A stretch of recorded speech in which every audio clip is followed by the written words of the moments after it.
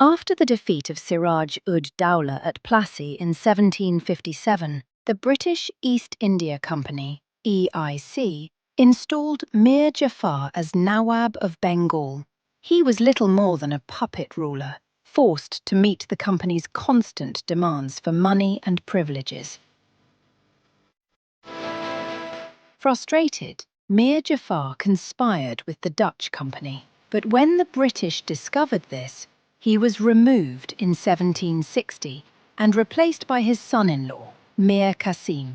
At first, Mir Qasim tried to cooperate with the company, but soon he realized that their interference left him powerless. Determined to regain his authority, he forged an alliance with Shuja-ud-Daulah, Nawab of Oudh, and Shah Alam II, the Mughal emperor. Together, they prepared to resist the company's growing dominance.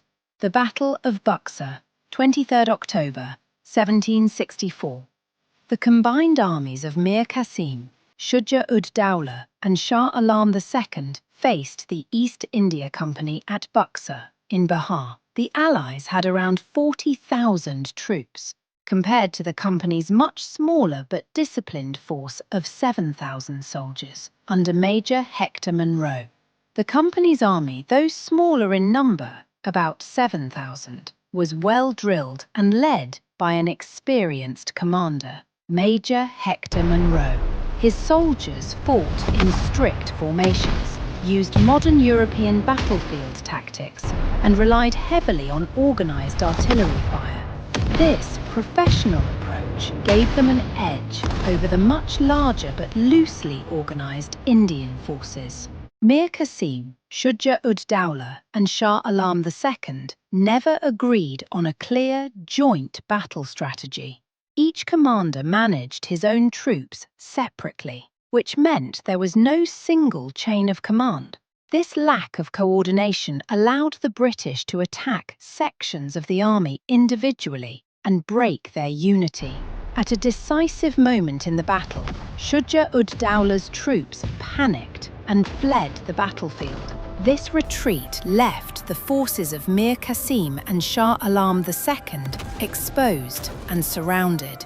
With Mughal troops trapped, the company's army easily crushed resistance and even captured the Mughal emperor, Shah Alam II.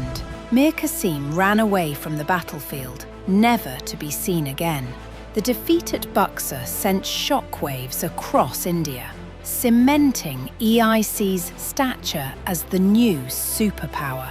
The captured Mughal emperor, Shah Alam II, was compelled to negotiate directly with Robert Clive.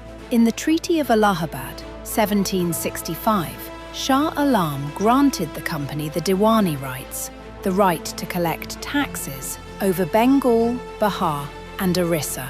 This gave the British East India Company control of the richest provinces in India.